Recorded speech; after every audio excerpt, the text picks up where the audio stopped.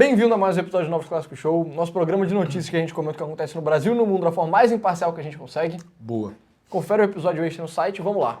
Fernando Haddad, ministro da Fazenda, fez um mega pronunciamento oficial Sinistro, mano. que anunciou mudança no imposto de renda, tanto para quem é mais pobre quanto para quem é muito rico, que a gente sabe que os fãs do Novos Clássicos são todos muito ricos. São todos os ricos. Então isso vai te afetar provavelmente e também... Se não hoje, daqui a 10 anos, né? Exato. E também vários pacotes aqui de corte de gastos e medidas para aumentar a arrecadação do governo, né? Então, começando, acho que, cara, o primeiro comentário para mim, o grande takeaway, né, desse pronunciamento é que foi um pronunciamento eleitoreiro. Total, pô. O Haddad falou por 7 minutos na TV, né? Imagina o custo disso para o governo federal. E do projeto em si, do pacotão do Haddad, vamos chamar Ele falou muito pouco, né? Falou pouquíssimo. Ele falou só sobre... Ele falou basicamente sobre o imposto de renda, Sim. como uma conquista no final, mas foi uma parada meio de aumentar a moral do governo também. Ele falou de várias conquistas do governo. Indicadores que estão maravilhosos, a sensação que o Brasil voltou a crescer, etc. A gente vai falar sobre tudo isso, né? Exato. Vamos começar com a carne do negócio, né? Ao invés de ficar falando do osso. Que é o que foi a mudança dele no imposto de renda, né? Que é o que deveria, pelo menos, dominar o pensamento das pessoas sobre isso. Que é o seguinte, mais impactante, né? Sem dúvida. O destaque é aumentar a faixa de isenção para R$5 mil do imposto de renda de pessoa física. Então, para quem não sabe como funciona o imposto de pessoa física, hoje em dia a isenção ela é até R$ 2.259. Se você recebe até 2.800 através de mecanismos que não estão tão claros, você também consegue isenção, mas a regra básica é essa. Até 2.250 você é isento, você não paga nada. Paga nada.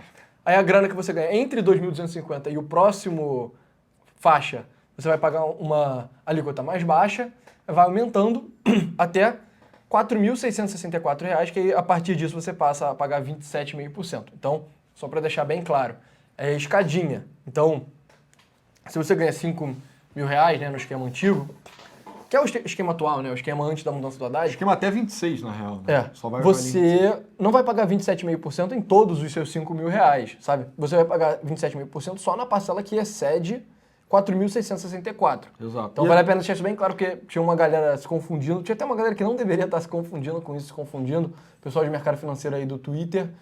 Mas enfim, isso é o básico, né? Eu acho que é hilário, né? Tipo, esse debate se tornar um debate público. É um debate meio técnico até, né? Se você parar pra pensar. Quando a gente começa a falar sobre tributos e distribuição de renda, a coisa vai ficando mais complicada bem rápido. E tinha gente comemorando 27,5% de aumento real do salário para quem ganha até R$5 mil. Não é verdade, porque é progressivo. Então as faixas de renda são afetadas diferentemente. O melhor cenário possível, o mais beneficiado, é o cara que ganha R$5 mil. Esse cara vai ter uma vantagem, a renda disponível dele ao mês vai aumentar em mais ou menos R$550, R$570. Né? Exato. O que deixa bem claro, antes ele pagava imposto de renda, agora não paga mais. E somado a alíquota dele era mais ou menos 10%, entendeu? Por quê? Porque até 2 mil e pouco eu não tributava, entre 2 mil e 4.664 você tributa alíquotas que não chegam a 27,5%, e só esses últimos R$300 do cara pagava 27,5%, ele vai passar a pagar zero, a economia total pro cara vai ser R$500. É uma boa economia, se parar pra pensar, cara... Pra quem ganha 5 bala... Exato. Na mesa, né? Na casa, num lar, de um cara ganha R$5 mil, porra, R$500 faz diferença. Com certeza, isso é uma daquelas políticas, aí tem um tom de Lula 1, né? Que é de expansão do poder de compra da classe média. E é importante frisar que isso é uma política para a classe média. Né? Tem muita gente pintando esse cenário como se fosse aquela coisa de tomar dos ricos e dar aos pobres. Não é exatamente isso, entendeu? Exato. Por quê? Porque o cara mais pobre, que ganha até 2 salários mínimos, não vai mudar nada pra ele, porque ele já é isento, entendeu? Exato. Pouquíssimo. A minoria dos brasileiros paga imposto de renda. Eu acho que já é legal colocar isso assim na mesa. Pelo que a gente viu no site da Receita, 30% dos brasileiros são tributados na renda. Isso é meio preocupante até, se você está dentro da população economicamente ativa. Isso foi um dado que me deixou um pouco assustado, né? Sabendo que tão poucas pessoas contribuem com a renda assim para o país, mas tudo bem. Não é nem 30% dos brasileiros, né? 30% da população economicamente ativa. São 30 milhões de pessoas que pagam imposto de renda. Então é uma quantidade, miserável, né? Minúscula, assim.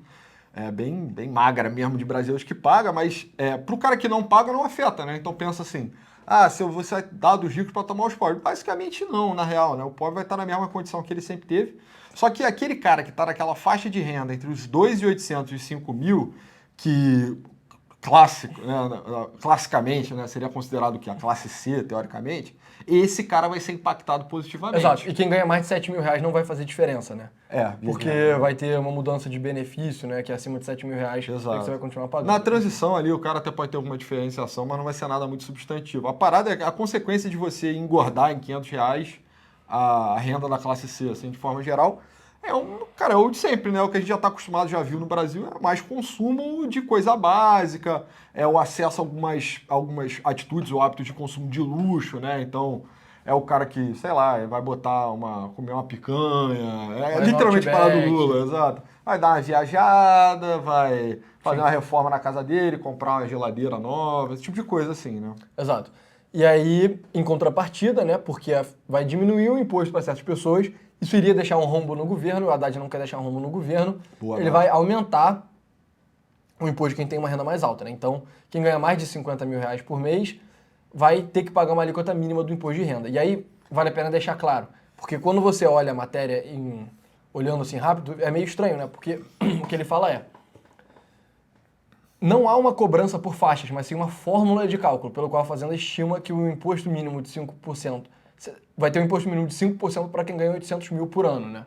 Aí você fica pensando, caraca, mano, mas quem ganha 800 mil por ano tá ganhando uns 70 mil por mês, que é uma pessoa que ganha muito bem.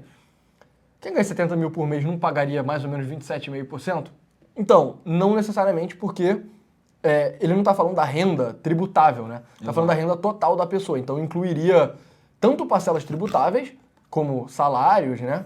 E aplicações financeiras, dependendo da aplicação, e partes isentas também, que seria o caso de lucros e dividendos, né? Exato. Então, a grande questão no Brasil é que, óbvio que, eu acho que, acredito, né? Provavelmente você vai concordar comigo que a grossa maioria desse pessoal que está na faixa de renda acima de 70 mil é empresário. Né? Não tem nada que seja CLT ou PJ, assim, talvez a minoria dos médicos, assim. Mas uma o médico parcela é muito... meio PJ, né? Sei lá. O médico Dependendo, ele consegue fazer uma empresa. Teoricamente, assim, mas via de regra, médico geralmente é pesadamente. Muitos deles não têm, enfim, meando da coisa, mas poucos têm consciência, assim, da importância de questão tributária. O médico é muito desligado, assim, do mundo real, econômico e tal. Mas a parada é. Cara, é difícil pensar numa pessoa que não seja empresário que ganha, que esteja nessa faixa de renda. E a verdade é que existem, né, todo o código tributário que é muito complexo, acaba abrindo margem, subterfúgio para a pessoa acabar saindo por fora ali, pagando muito pouco. E aí o que muitas vezes acontece é, tudo que é decorrente de lucro não é tributado no Brasil. Então, se você é sócio de uma empresa e você fecha o exercício ali do ano fiscal, recolhe o lucro e reparte entre os sócios. Não tributado. Por quê? Porque já foi tributado na empresa. A empresa ela paga o imposto de renda sobre pessoa jurídica. Exatamente isso. Então, o debate no Brasil, e o que eu acho que vai atrapalhar essa medida do Haddad, talvez até... Mate, tipo né? assim, eu conheço advogados tributários que devem estar, cara, se rasgando Chateados. ao meio, assim, né, de ódio, porque isso não pode acontecer, porque um dos fundamentos, né, do direito tributário no Brasil e no mundo é que nada pode ser bitributado. Então a coisa não pode passar por sequências seguidas de tributação, porque seria um poder demasiado para o governo. Né? Se você taxa uma coisa... Isso é muito ineficiente, né? Se você quer taxar duas vezes, por que você só não taxa uma vez mais, né? Perfeito, exatamente isso também. E aí atrapalha o recolhimento, a burocracia, a quantificação das coisas. Só é uma parada que não funciona e é sempre embargado. Já tiveram várias tentativas de taxar lucro, né? Porque também, o cara pode não ser sócio, ele pode ser acionista, por exemplo. Sim. E aí os dividendos que vão ser distribuídos numa Assembleia Geral, etc., vão ser definidos também, não é tributável. A empresa já foi taxada, Exato. entendeu? Então, a Que ideia... é aquele negócio, né? Você falar que o cara é um acionista, não é propriamente sócio, só é meio retardado. retardado. Ele é retardado. sócio, entendeu? Ele é literalmente um Tipo, sócio. você fazer isso, você só cria incentivo para as empresas terem que fazer malabarismos societários loucos para Exato. driblar o imposto. E a realidade do direito tributário, né, para quem conhece, é um jogo de gato e rato e não é que esse é o jogo para sempre, entendeu? Tipo, o Estado vai brincar de taxar e o contribuinte vai brincar de não ser taxado. E essa é a natureza da coisa. O Haddad já está perseguindo, assim, né, essas grandes fortunas. Ele já passou algumas leis anti-paraíso fiscal no Brasil, correu atrás de algumas contas e tal. Porque isso também é um caminho plausível, né? Sim. Você vai lá, cedia a tua empresa umas Ilhas Caimã, whatever, não precisa ser nem uma empresa, né? Eu digo só o registro, né? Exato. A condição empresarial joga as cotas de seja lá o que você tem para dentro, fica recebendo nas Ilhas Caimã. Então, tem várias formas assim. Claro, a ideia do paraíso fiscal não é nem para a galera dos 50 mil, né? A gente está falando sobre isso. Você tem que estar tirando pelo menos uns 200 mil aí por mês para isso começar a fazer sentido. Mas a verdade é que essa galera é bem pouco tributada, né? De forma geral. Então o Haddad vai correr atrás exatamente disso. Sim. Vamos ver se ele consegue, né? Exato. E é aquela história, né? Nem vai ser uma... Tem essa discussão até que ponto não vai estar fazendo uma bitributação e tal. Mas o fato é, não vai tributar muito, né? Vai garantir que a pessoa que ganha 1,2 milhões pague pelo menos 10%. Pô, 1,2 milhões, tá ganhando 100 mil por mês, pô, você tá muito bem. Tá muito bem. 10% é ok, mesmo que você já esteja pagando o imposto de renda de pessoa jurídica, sabe? Tacar mais 10% em cima não é o fim do mundo, né? Exato, tipo, é aquilo, né? Existe um argumento que pode ser feito que meio que você está punindo o cara pelo êxito dele, né? Mas esse é um argumento válido para qualquer sistema de tributação progressiva, que a gente vai falar agora. Exatamente. E aí, enfim, só para terminar, cerca de... quantas pessoas vão ser atingidas, né? Mais ou menos 10 milhões de contribuintes vão ficar isentos, 16 milhões vão passar a pagar menos imposto, né? E aí... Aqui não tem a Folha de São Paulo não colocou uma estimativa de como isso vai afetar as contas públicas, né? O que seria uma coisa bem interessante, eu imagino que seja um estudo relativamente fácil de fazer. A estimativa do Haddad... não, aqui tem. A estimativa vai ser de 35 bilhões, né? Rombo de 35 bilhões. E aí ele não falou quanto que essas alíquotas mínimas vão gerar mais de tributo, né? E se ele vai conseguir, né? Eu acho que o que ficou claro é que as pessoas estão desconfiando da medida, né? Sim, até porque, primeiro, vale aquele negócio clássico, né? Você taxar quem é rico é muito difícil. Muito. Sim. O exemplo clássico parece que, cara, eu acho que é na França, cara, que o imposto de quem é rico é muito alto. E aí nenhuma celebridade francesa, nenhum jogador de futebol francês, nada tem meio que o domicílio tributável assim na França. Nenhuma empresa sediada na França, são todas na Irlanda, Liechtenstein, Mônaco. Cara, eu já vi que isso impacta... Luxemburgo. Eu já vi que isso impacta a Liga Francesa, cara. Que os jogadores se recusam a assinar com os clubes, assim, de forma geral, porque se torna não competitivo. O cara vai pra Inglaterra lá e ganha muito mais dinheiro, vai pra Espanha e ganha muito mais dinheiro. E aí, enfim, ou seja, pode ser que o Haddad ele tente fazer isso, só que os caras muito ricos só vão arranjar um outro jeito de fazer um subterfúgio da parada. Então, você travou os paraísos fiscais que tem essa característica, a gente vai para um paraíso fiscal diferente, né? Sim. Eu já até ouvi falar que tem pessoas muito criativas que usam a própria China como paraíso fiscal, sabe? Porque o imposto na China é baixo. E, tipo, não dá pra você mexer com a China. É Uruguai, imexível, sabe? Tipo, do que eu já estudei sobre isso, cara, o Uruguai tá ali, né?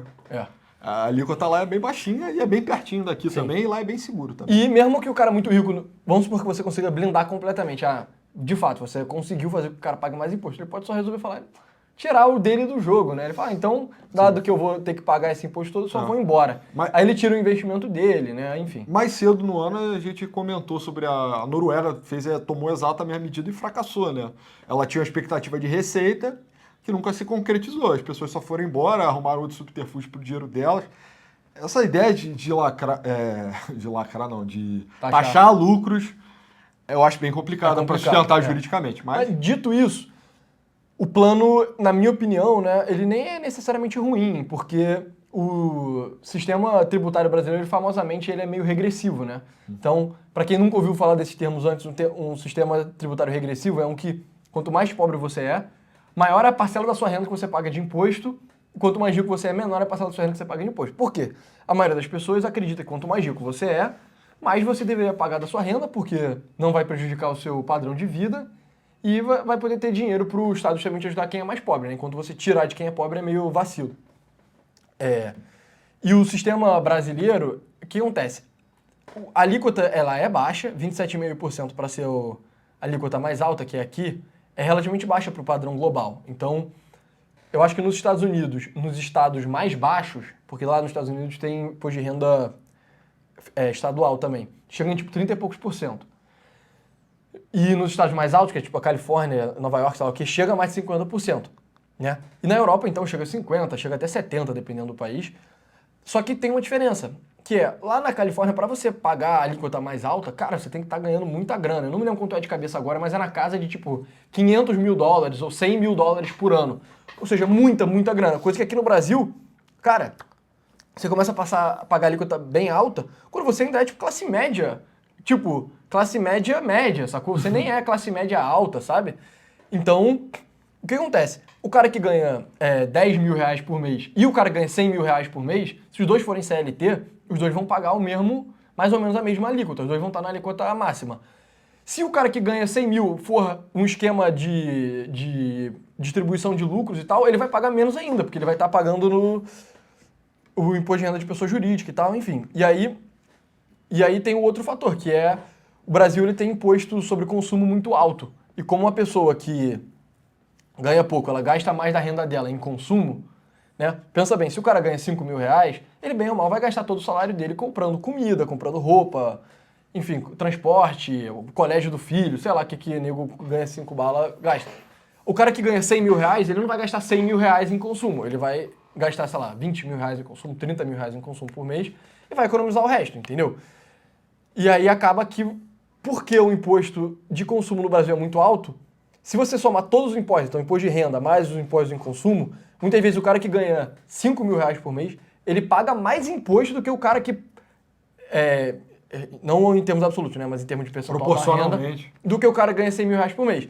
E a proposta do Haddad visa combater isso, por isso eu acho até positivo, a não, tipo, pelo menos em espírito ela é positiva, né? Em detalhe, pode ter detalhe que seja ruim, né? Que seja contraproducente do ponto de vista fiscal, ou então que vai atrapalhar quem é muito rico de investir no Brasil e ser ruim. Mas a ideia da reforma não é uma ideia ruim, é uma ideia bem razoável. Exato. Então, tipo, a situação que está posta no Brasil, né, do imposto dito, né, regressivo, é uma coisa que meio que está fora do consenso. É uma coisa quase de forma unanimemente visto como contraproducente, né? Você tem dificuldade em pensar em lugares que assumem essa posição. A gente estava conversando antes. É tipo, cara, lugares que não tem imposto, basicamente. Dubai. São assim, Dubai, Abu Dhabi, sei lá, tipo isso, sei lá, talvez Singapura. Estados tem imposto Unidos bem no século baixinho. XIX. Exato. Então, tipo, tá bem fora do consenso. Então, o debate é entre ou a taxa fixa, quer dizer, ou flat tax, né, igual para todo mundo, ou um imposto que seja mais progressivo. Como tá no Brasil, só não funciona, tá errado, basicamente, né? Então, a ideia do Haddad, ela pelo menos... Tem um mérito, né? Tipo, parece justo, né, mas os argumentos contra a supertaxação dos ricos, eu acho que são muito fortes também, né? Sim. Que é a ideia de que, óbvio, proporcionalmente o rico paga menos imposto, né, do que o pobre. O pobre, quase a renda toda dele, coitado, vai para imposto, né? O cara que tá nessa faixa aí dos 5 mil, cara, Tá meio ferrado. coitado, entendeu? Ele tá quase na alíquota máxima, ele gasta toda a renda disponível dele em bens de consumo, tá fortemente taxados, entendeu? Então, ele é quase um escravo do governo. Mas a parada do rico é mesmo ele consome muito mais, então, e ele consome bens que são mais tributados, né? A gente tá dando exemplos aqui. Tudo que é importado, e nego milionário adora coisa importada, né? Eu imagino pelo menos. É um vinho que vem da Itália, é um charuto que vem de Cuba, o cacete. Os vinhos e os charutos que você consome são nacionais, pô? Eu só consumo o Skol duplo malte, quer dizer, Brahma duplo malte, e não fumo. Enfim. Aí a questão é, o cara consome, o camarada que é importada com alíquota de 90%. Ele ainda paga, o cara que não seja um empresário, ainda paga uma montanha de dinheiro como no imposto de renda, etc. Então esse cara, querendo ou não, mesmo ele proporcionalmente contribuindo mais, ele ainda financia a parada. Exato, exatamente. A gente estava tentando fazer uma conta para mostrar para vocês, acabou que a conta era difícil porque o governo é muito pouco transparente. Sim. Mas em termos do imposto de renda, mais de 70% do imposto de renda vem de quem ganha mais de 10 mil reais por mês, entendeu? Sim. E é uma parcela relativamente pequena da população brasileira que ganha mais de 10 mil reais, sabe? E se tu parar pra pensar, nem é uma pessoa rica, Exato, né? Então, cara, se você tem 2 filhos e mora num grande centro urbano, cara, 10 mil reais, você tá vivendo sem sobrar dinheiro, basicamente. Você paga aluguel, tem 2 filhos. Tá Cara, bem você ferrado. já tá... Então, tipo, meio que... Tu tá suave. Não, tipo, tu não tá ferrado. Tá morando num bairro legal. No Rio é foda, né? No Rio você tá morando num bairro mais ou menos, seus 2 filhos estão na escola particular, o pessoal tem plano de saúde e tal. Você tá numa posição de conforto, mas você não tá viajando, você não tá, tem assinatura de todos os streams, sei lá o que as pessoas consideram luxo hoje, né? Tem todos os streamings, sei lá, whatever. Isso eu só considero burrice mesmo. Sim, só assina o site do Novos Clássicos, está online agora, www.novosclassicos.com.br. Esse é o único streaming que você tem que gastar. Exato, R$8 por mês. Pra financiar os charutos importados do Antum. Exato. Mas a parada esse cara, mesmo ele contribui proporcionalmente, ele ainda é o bancador da festa. ele ainda é o grande ativo superavitário do governo federal. Então, torturar mais tributariamente esse cara faz sentido, né? Se a gente fosse pensar, cara, o que o Brasil precisa para melhorar? A gente precisa que, tipo, o capital humano de elite seja mais produtivo de forma geral, né? Então, você tributar mais esse cara é complicado, né? E aí, enfim, vamos falar dos pontos aqui, dos outros pontos do pacote do Haddad, né? Que é o plano de economizar 30 bilhões em 2025, que chegaria até 100 bilhões em 2030. Ah, não, mas pelo que eu entendi, esses 100 bilhões não vai economizar 100 bilhões em 2030, vai economizar 100 bilhões se somar todos os anos, né? Exato. Então, enfim, é meio, nem é tanto assim, se você for pensar bem. Sim. Mas tem vários cortes aqui, a ideia é, tipo, diminuir a política de valorização do salário mínimo, né? Porque o salário mínimo, ele afeta a remuneração de vários servidores públicos, todos, basicamente, né? Eu acho que o teto, pelo menos, então, tipo, altíssimo funcionarismo público é indexado por salário mínimo e causas judiciais também, muitas delas são indexadas pelo salário mínimo, entendeu? Então, Sim. é uma forma de enxugar várias coisas, não só o trabalho do... Ele quer conseguir bloquear mais emenda parlamentar. Explica aí o que é emenda parlamentar. Cara, emenda parlamentar é uma verba disponível lá, tipo, hoje em dia é quase discricionariamente na mão dos deputados federais no Brasil, né? Então, isso tem virado, depois do governo do Bolsonaro, uma das grandes fontes de sacanagem, de deturpação do orçamento federal. O tal do orçamento secreto, que a galera de esquerda devia falava muito disso na época do Bolsonaro, né? Basicamente uma forma bem pouco transparente de ter emendas parlamentares. Exato. E aí, isso é um problemaço porque, pô, se a gente está falando de austeridade no Brasil, cara, esse é um dos grandes elementos anti-austeridade, né? Então, pô, por mais que o governo federal vá lá e coloque e cumpra o teto de gasto, né? Eu não sei nem se o Lula está sendo tão responsável, acho que não está. Mas a parada, digamos que um governo bem intencionado tentasse, não, a gente só vai tratar até aqui. Beleza. O problema é, os deputados vão continuar exigindo essas verbas discricionárias, etc., que eles mandam de volta lá para os confins do mundo de onde eles vêm, sabe? E aí eles podem ou estar fazendo coisas positivas ou então só o dinheiro está desaparecendo. Exato. O dinheiro geralmente está desaparecendo e eles não estão fazendo coisas positivas, porque o nível dos deputados é muito ruim, entendeu? Isso também tira um pouco da concentração de poder que é típica do executivo, entendeu? Então meio que o Lula, né, mesmo ele sendo odiado, amado por você que está assistindo, ele tem apitado muito pouco no Brasil, sabe? Ele deixou de ser o árbitro, a guia, assim, da coisa. Sim. E agora está muito desorganizado. Mas enfim, aí tem mudança aqui, a DRU, abono salarial, Bolsa Família. Eu acho que o mais legal é que tinha mudança no... Primeiro, diminuir um pouco a bonança de cultura, né? Então, o valor anual de gasto em cultura ser menor do que o que está sendo agora, o que é bom, e diminuir um pouco a mamata dos militares também, né? Isso é muito importante. Isso são coisas que devem ser aplaudidas por totalidade do campo político, né? Tipo... Apesar de que se eu fosse presidente, eu não faria isso. Maquiavelicamente, né? Exato. Mas a questão é que, pô, realmente, né? Esse é o tipo de custo, cara, que, pelo amor de Deus, né? Nesse momento que o país está com extrema dificuldade de fechar as contas, porra... Você está financiando um bando... do militar tem que receber 7 mil reais por mês. Tem. Ainda mais dados os últimos acontecimentos, tem que ir até a trisneta dele, tetraneta de forma geral. E, cara, as produções culturais também que não fazem o menor sentido, né? Tem todo um setor cultural parasitário no Brasil. E eu sou amigo da cultura, adoro cultura, cinema, livro, música. Só que, cara... Mas a cultura de verdade, né? Exato. Aquele negócio, eu sou amigo do meu fígado... Mas se o meu fígado começar a desenvolver um bando de célula cancerígena, eu não vou ser amigo do câncer só porque é uma célula... mas ele faz parte do seu fígado. É um câncer, brother. Sugando. É que o pessoal da cultura não me ouça, tá? Mas meio que tem uma formação em massa de artista. Sim. Não existe mercado consumidor independente. Só opera na base do subsídio governamental. E produzir artefatos culturais que são ruins. Para algumas pessoas até pode fazer algum significado, mas definitivamente não são para o povo brasileiro, entendeu? E muitas coisas, tipo, aquele filme lá que saiu agora, Ainda Estou Aqui, é um artefato cultural financiado ali de alguma forma pelo governo, sem entrar no mérito, mas, porra, encheu sala de cinema, é bonito, é bem feito. Vai ter uma projeção internacional pro Brasil, vai contar uma história que é brasileira, whatever. Gostou, não gostou, não importa. A parada aqui funcionou. Isso é uma política cultural que deu certo. Agora... Quantos filmes horríveis não foram feitos, né? Filmes horríveis, exposições horríveis, cara, espaços eu me lembro de ter ido no cinema... Acho que eu cheguei no cinema pra ver esse filme. Que era tipo uma sociedade paralela... Era uma versão do Brasil... Brasil paralelo? Não. Era uma versão do Brasil que, tipo, todos os negros iam ser deportados pra África. Cara, isso foi um filme produzido, cara. Caralho. Juro por Deus. Essa porra não, pessoal. Eu não me lembro o nome desse filme. O pessoal vai saber do que eu tô falando. Teve um filme Sempre tem alguém que sabe aí. que era tipo uma... Cara, um universo paralelo em que o Brasil bolsonarista tomou uns aspectos meio de etno-racial, e aí a ideia era deportar todos os negros pra África, tá ligado? E aí, enfim, eu fui ver esse filme no cinema porque Por que você foi ver esse filme no cinema? Cara, a barreira de qualidade pra eu ir ver um filme no cinema é muito baixa. Gosto do cineminha, né? Gosto de cinema, eu adoro comer pipoquinha no cinema lá. Pipoquinha é Enfim, muito bom. e eu também gosto de ver filme ruim, porque se você só vê filme bom, Verdade. quando você vê um filme bom de verdade, você meio que tá meio mal acostumado. Está dormente, né? É. Enfim, esse filme foi horrível. Foi um filme muito ruim. Quem diria, né? E foi feito com dinheiro do governo. É, sabe? cara, mas eu acho que até isso já tá para ser revisto há muito tempo, né? Mas é porque a gente falou da aliança do PT com a classe C, né, de forma geral. Tem uma aliança muito forte do PT também com o setor cultural, artístico brasileiro.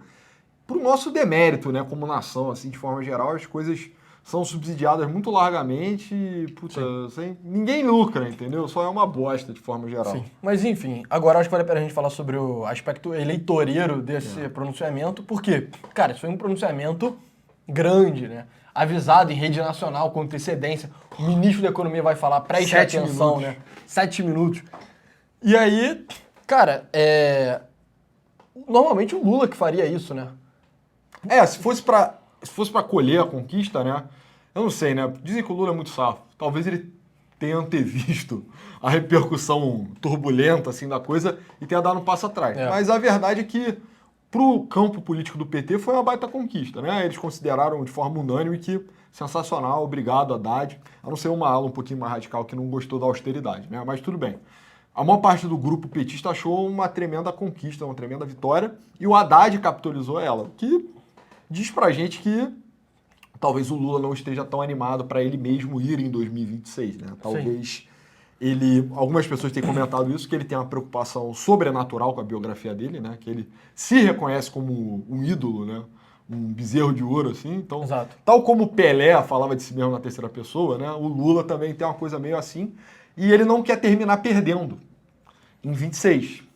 E ele tá um pouco preocupado e talvez já esteja passando a bola para Haddad. Exato, Tá pelo velho menos demais, ele né? tá começando a preparar o campo ali, né? Exato. Pra não rolar uma coisa igual rolou com o Joe Biden e a Kamala Harris, que, tipo, substituiu pra Kamala Harris muito de última hora e foi ruim pra ela, tanto que ela acabou perdendo a eleição. Exato. O Lula talvez esteja meio tipo, cara, dado que eu não tenho certeza se você e eu já vou começar aqui, ó, tocar a bola pro Haddad um pouquinho, pra ele fazendo o nome dele. Se ele fecha agora, pelo menos pra narrativa do campo político dele, gabaritou, né? Venceu o bolsonarismo e foi embora, sabe? Sim. Tipo, teve a passagem dele brilhante, né? Pra quem acredita. Aí saiu da cena, teve o arco de redenção, voltou, destruiu o vilão da história. Sim. E fez mais 4 anos, depois passou a bola pro seu sucessor. Aí tá lindo, a biografia é maravilhosa. Agora, se ele entra em 26 e faz merda, destrói a história dele. Exato. Então, ele deve estar tendo em algum nível essa preocupação. Assim, o pessoal tem comentado muito sobre isso, lá, o pessoal dos bastidores. Sim, e também aquela história, né?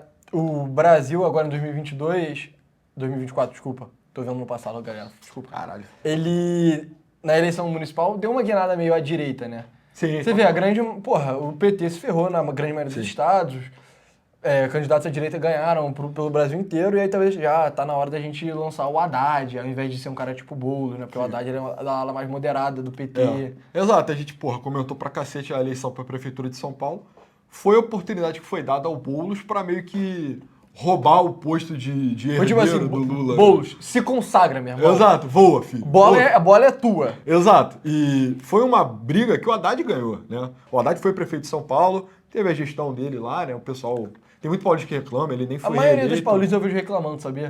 Eu Se você for paulista aí, diz o que você acha da gestão do Haddad. Eu via muita chacota nessa época e ele não foi reeleito, né? Então... Eu tomei uma multa de trânsito por causa de São a Paulo. máfia do Por causa do sinal. Haddad, mano. Pois é. Teve gente que ficou muito chateado que o Dória aumentou ainda mais isso, né? Deixou as vias mais lentas. A gente estava em São Paulo agora, é absurdo mesmo o que aconteceu, hein? Mas a questão é, onde o Boulos perdeu, o Haddad triunfou. Por mérito do Haddad, eu não sei, entendeu? Ele como símbolo, tipo, eu acho o Boulos também... Aí vale a pena falar que o Haddad também já fracassou, né? Ele tentou em 2018, Ele foi o cara que perdeu pro Bolsonaro, né? Então ele vai ter a chance agora de se redimir, talvez não contra o Bolsonaro. Ou então de perder pra Michele, né? Cara, Perder pro Eduardo Bolsonaro. perder pra Laurinha Bolsonaro. Brincadeira.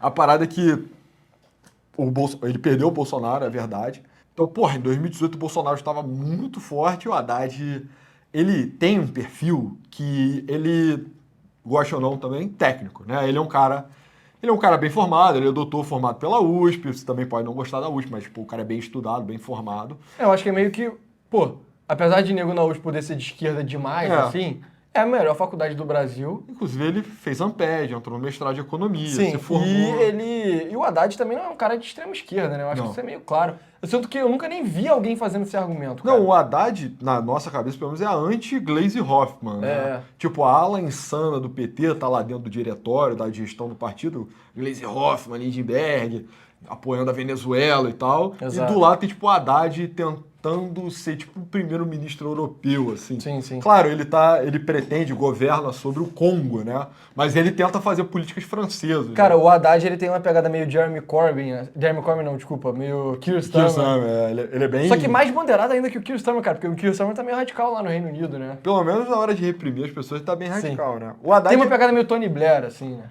Não sei, o Tony Blair Porque o Tony Blair é invadiu o Iraque, carismático, né? O Tony Blair invadiu o Iraque também, né? Ele Yeah. era um cara bem forte. Mas ele tenta ser, tipo, um político de esquerda europeu, né? A USP, né?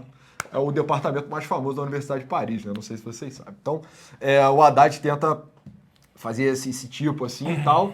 E eu não acho muito forte. E eu acho que ele é vulnerável a candidatos que sejam muito punjantes.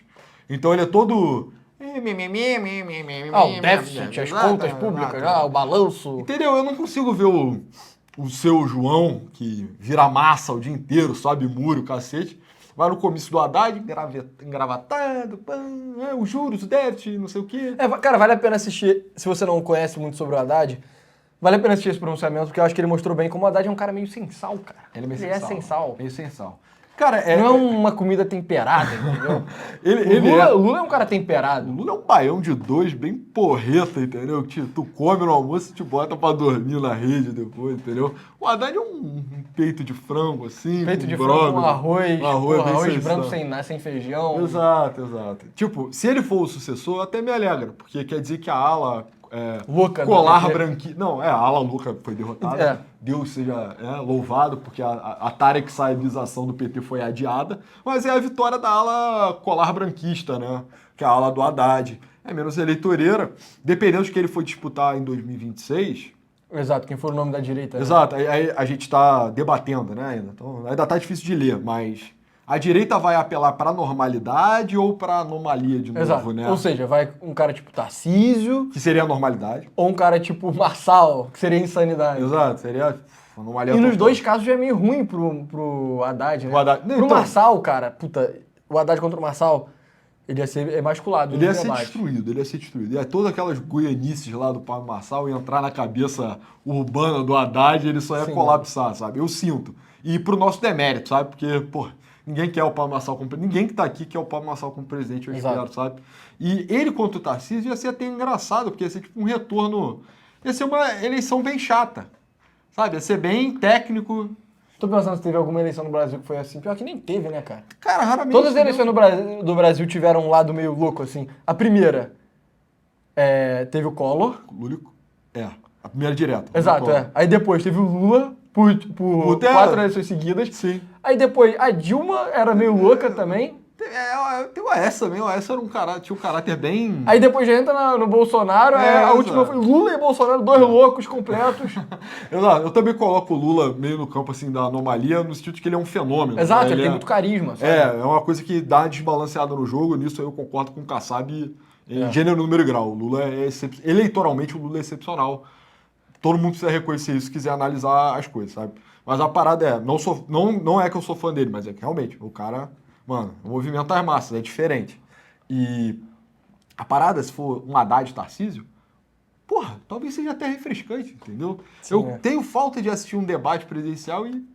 Cara, a parada é que se for Haddad Tarcísio, você sabe que o primeiro turno, pelo menos, vai ser meio doido. Né? Vai ser meio Porque vai pular um louco igual o Marçal ou o Eduardo Bolsonaro, sei lá. Kelmon. Sim, no primeiro turno sempre vai ter um louco, mas a parada também que eu sinto do Tarcísio é que o Tarcísio, ele também é igualmente, assim, um papel pardo, né? Como... Cara, isso é engraçado, né? Eu nunca tinha pensado nisso. Cara, o brasileiro só elegeu um maluco, mano. Não maluco, cara, mas gente O cara mais normal entendeu? que foi eleito foi o Fernando Henrique Cardoso, tá ligado? O resto foi Excêntrico só- à sua própria maneira, né? O resto foi sempre, tipo, o segundo turno sempre era um candidato mais doido e um mais normal. E sempre foi escolhido o mais doido, com a exceção do FHC. Cara, basicamente sim. É. Tirando agora, que era o Bolsonaro e o Lula, né? Você coloca o Collor como mais maluco que o Lula. É porque hoje é claro, mas na Mas época os eu não sei dois se eram era, malucos, não. pô. É. Sabe? Caraca, eu nunca tinha parado pra pensar nisso. Enfim. Enfim, não vou. Eu queria falar mais sobre o Collor, mas eu posso ser processado. Ah, não, ele vai preso agora. O Collor tá indo preso. Mas a parada é, cara, talvez seja um debate super normal, entendeu? Talvez seja normal e civilizado e uma regeneração da democracia no Brasil. Ou talvez o Haddad seja destruído por um lunático, entendeu? Talvez Sim. até o Eduardo Bolsonaro conseguisse magoar ele, sabe? Sim. Cara, eu acho que o Haddad, no segundo turno contra o Tarcísio, ele só seria destruído, cara. É porque o Tarcísio é uma versão melhorada, né? Eu Sim. sinto, é mais técnico, E o mais Tarcísio ainda é... qualificado. Exato, ele é melhor do que o Haddad em tudo que o Haddad fez. E ele tem um pouco do edge do Bolsonaro. É. E o Brasil tá meio que guinando mais pra direita, né? A parada que eu sinto do Tarcísio, tá? E eu já falei, esse é o político que foi mais elogiado até hoje aqui no Novos Clássicos. No Novos Clássicos Show. Foi Marçal, pô. Foi. Tô zoando. Depois do Lula foi o Tarcísio, né? Aí, enfim. A parada é, cara, o Tarcísio, ele tem uma fronte normal, mas eu consigo ver por entre as rachaduras, entendeu? Ele é meio maluco Ele é também, carioca, entendeu? né, mano? Ele é do Rio, cara. Ele passou um tempo no Haiti, cara. É, cara, ele viu muita merda, entendeu? É meio louco. Ele é formado no IME, cara. Todo mundo que eu conheci do IME era meio maluco, mano. Tô falando sério. Eu consigo ver, cara, por detrás da normalidade do Tarcísio, ele tem os olhos Cara, de um lunático, na empresa que eu no bom trabalhava, sentido. na empresa que eu trabalhava era muito engraçado. Que, enfim, eu era tipo um analista júnior, né? Aí tinha um gerente que era um cara que era do IME. Uhum. Só que ele tinha sido recém-promovido pra gerente. O maluco era muito bom, tipo, realmente muito bom e tal. E aí, de vez em quando eu ia falar com umas outras pessoas assim, tá trabalhando com quem? Babá, falava com fulano. Aí o nego você falava, caralho, fulano virou gerente, né?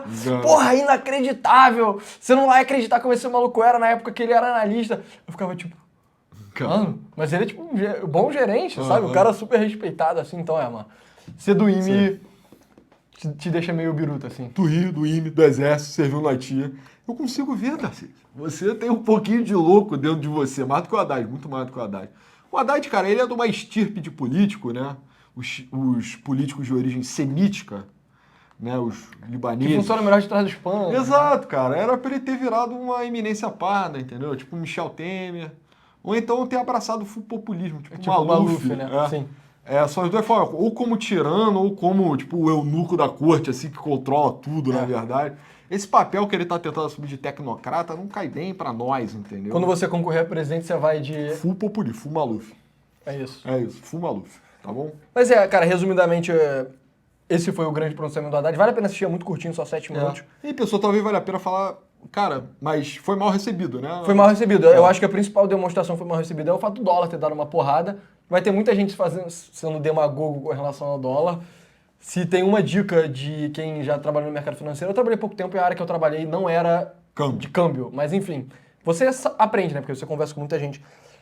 Cara, o mercado de câmbio é talvez o mais imprevisível de todos. Então, não tem como saber se o câmbio vai aumentar ou vai abaixar. Só não tem. Então, se você quer viajar pro exterior, tá ligado? Você vai viajar pra Argentina, pros Estados Unidos, pra Europa, sei lá. Aí você tá tipo, eu quero esperar o câmbio baixar. Cara, Só compra vai. agora. Vai. Entendeu?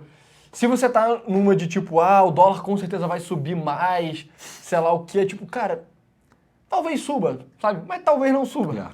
Então é muito difícil saber. Eu acho que isso é uma boa forma de ver quem é sério e quem não é sério no Twitter de mercado financeiro também. A gente estava vendo isso, o Rodrigo Campos.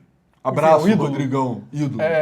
Roderix 1966, eu acho que é o arroba dele. Vale muito a pena seguir ele. Rodrigo Silva. Ele é um cara, tipo, coroa assim no mercado financeiro, trabalhou, acho que tem 30 anos como gestor, uma parada assim. Então ele é tipo a nata da parada. Ele tava justamente falando que, cara, se você tem tanta certeza que o dólar vai subir, compra agora. Pô. Compra agora. Sabe? Porque ele tava falando... Talvez Mano, compre mesmo. a coisa tá já ligado? foi... O consenso do mercado já foi precificado, entendeu? Então, tipo, se não subiu mais, é porque tem um motivo pelo qual não subiu mais, sabe? Compre dólar, então. Então, se você acha que vai subir, compra dólar. Eu não apostaria, sabe? É. Eu não apostaria nem que vai subir nem que vai descer. Só, tipo, não tente especular com câmbio. De verdade. Mas a parada do anúncio do Haddad é meio que na hora afetou o câmbio. Eu acho que demonstra que aí fica claro que não era a notícia que o mercado queria, né? Sim. Esperava... E o que o mercado reage nesse tipo de coisa? Principalmente a qualidade das contas públicas, né? Exato. Que é o Porque quanto maior o déficit mais arriscado é você emprestar dinheiro para o governo, Exatamente. sabe? Então, o mais arriscado é você comprar título do governo brasileiro e boa parte do investimento internacional no Brasil, né, que são os dólares que compram reais no Brasil, compram real justamente para investir no tesouro. E, enfim, o governo sendo mais gastão, assim, as contas públicas sendo piores, essa conta, o risco aumenta. Então, se eu tivesse que supor o mecanismo pelo qual o dólar aumentou, seria esse. O motivo, exatamente, é muito difícil saber. Eu acho que, dado a entrega do Haddad, a expectativa era de uma austeridade mais séria, mais grave, e também um voto de desconfiança nesse regime aí de compensação do imposto de renda, né? A gente traçou algumas hipóteses aqui de embargo jurídico para o planejamento do Haddad. E aí, na prática, seria só mais déficit, né? Sim. Então, via de regra, o mercado não era o que estava sendo esperado, foi uma decepção, de qualquer forma, mas também nenhum fim do mundo, entendeu? É tipo, não entra na cabeça da galera, tipo, acabou, etc., vai ser tudo destruído. Esse pacotão da Haddad vai passar pela Câmara, onde ele vai ser fortemente antagonizado ainda. Exato. Tem muitas coisas desse pacote que, na verdade, são financeiras, mas tem uma dimensão política também sobre o controle do dinheiro do governo. Então, é natural que os deputados estão mamando como nunca mamaram na história dessa nova república, pelo menos, eu não sei como era na ditadura militar, né? Mas, hoje em dia, Mamar está grande. o ato de mamar, está sendo feito como nunca antes. E tem coisas nesse pacote que endereçam justamente isso. A mamação. Exato. O mamar do deputado, entendeu? Então, dado que eles estão mamando muito. Estão mamando muito, estão ficando barões gordos de tanto mamar, o Haddad vai tentar confrontar isso. E eu sinto que a oposição não conseguiu articular críticas à parada, o que me frustra. Ou seja, Sim. os direitistas estão... Direitistas não, né? Os bolsonaristas estão, via de regra, todos Preocupados com a prisão do líder deles. Com a iminente prisão de Jair Bolsonaro, praticamente inevitável nesse ponto. Prisão de Jair Bolsonaro, estão todos pensando nisso, enquanto a carruagem passa, sabe? Os cachorros, né, do Bolsonaro estão ladrando. Tem alguns idiotas ainda falando sobre aborto, né? Puta, que a gente nem vai comentar porque o YouTube sempre trava. Eu tinha esquecido disso. Sim, cara, a oposição na Câmara, ela vai endereçar as coisas que afetam o bolso dela, sabe? Ela só não tem projeto de governo, não tem visão nenhuma estratégica, pobre de quadros técnicos, de visão de futuro. De inteligência mesmo, né? Sim, formação, capital humano estudo. baixo. A gente tá comentando, né, cara, o nível do parlamento no Brasil caiu muito, cara. Eu sinto saudade do momento antes do impeachment da Dilma, entendeu? Sim. Antes da ascensão dessa nova direita. Na época que era o Renan Calheiros, Eduardo Cunha, dois tipo, o cara é bandido. Exato. É tipo, a inteligência... Não, ele é bandido, mas o nego hoje também é bandido, né? Exato, a parada é a inteligência usada pro mal. Hoje eu tenho a burrice usada pro mal, entendeu? Então, pelo menos a ideia do Eduardo Cunha como um coringa, um vilão, assim, que manipula, suborna, rouba e etc. Porra, virou tipo... Porra, Tião da Carrocinha, construindo ponte em Rondônia, a ponte que nunca vai ser construída, né? Isso me dói, entendeu? Eu queria estar sendo roubado por alguém inteligente, pelo menos, sabe? Mas é isso. Esse foi o Novos Clássicos Show de hoje. Muito obrigado por assistir até aqui. Como a gente já falou no começo, entra no site para assistir o episódio extra. E segue a gente no Twitter, meu é @pessoa_a99. Meu é @novos clássicos, eu roubei o @ do Pessoa. Segue a gente no Instagram também, Novos Clássicos _OFC. E Novos Clássicos no YouTube também para ver vídeos educativos. Boa. Muito obrigado.